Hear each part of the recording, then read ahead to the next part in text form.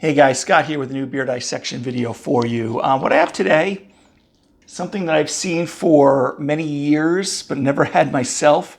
El Segundo from Steve Austin's Broken Skull Double IPA.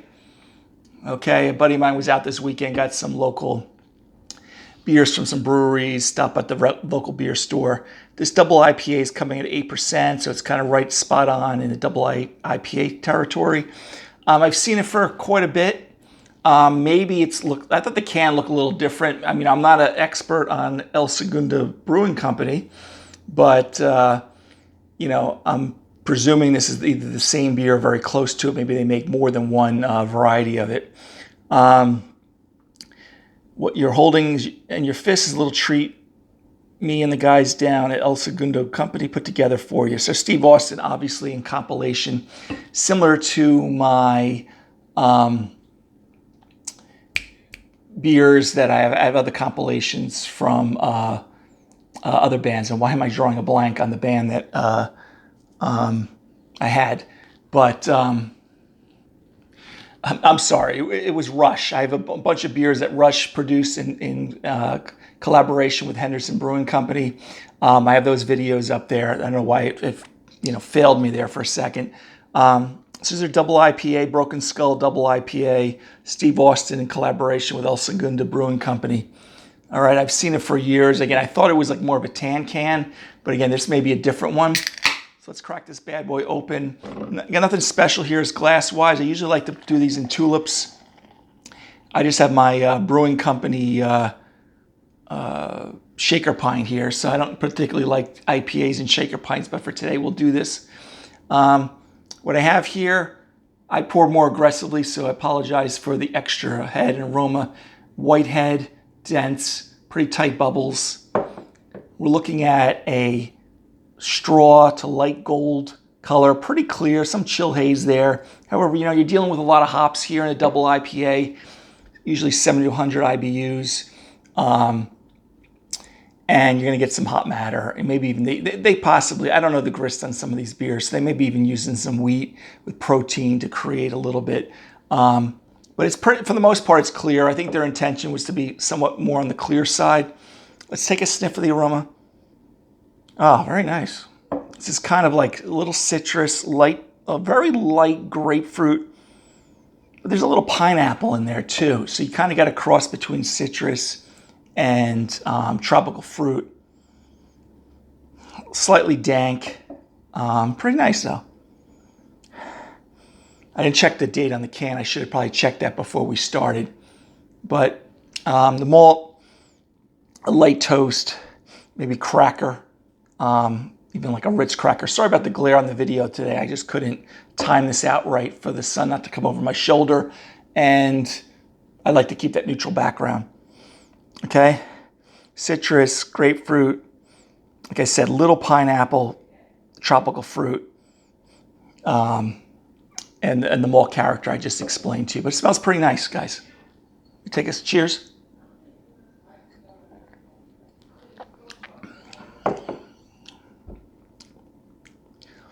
Pretty low to medium carbonation.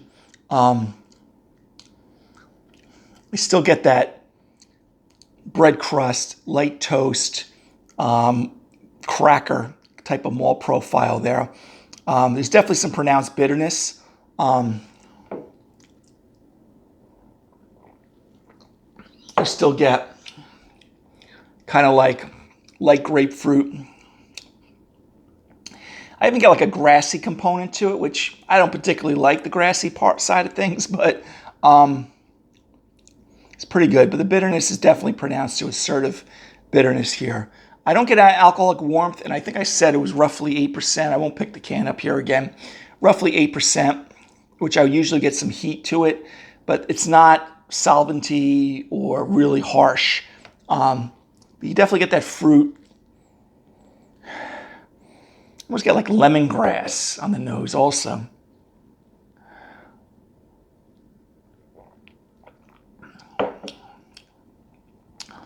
Yeah, if I didn't say already, like kind of a medium-bodied.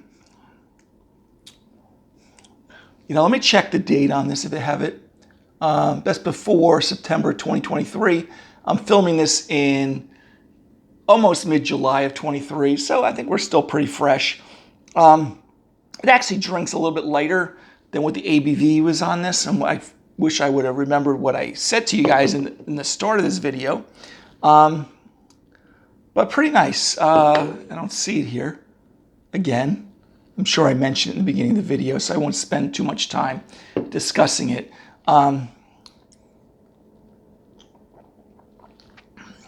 You get on some of these IPAs, since there is kind of that medium body, you almost get a perception it's fuller bodied.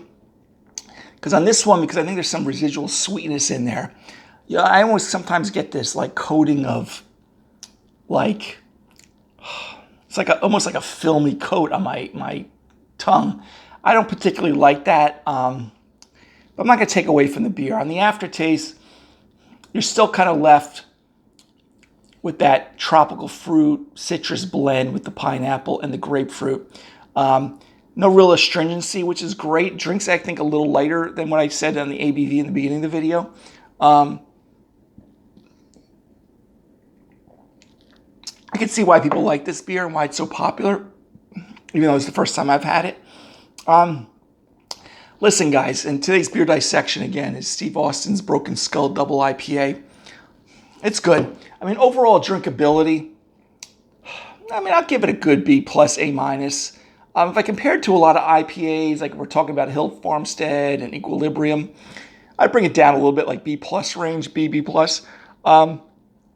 Not that there's anything particularly that I knock it, I just overall subjective opinion on things, just from my recollection. I don't have like notes that I'm like comparing 20 objective data points.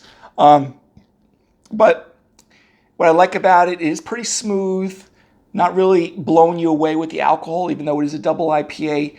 The bitterness is there. It's definitely pronounced to assertive bitterness, but it's not like astringent.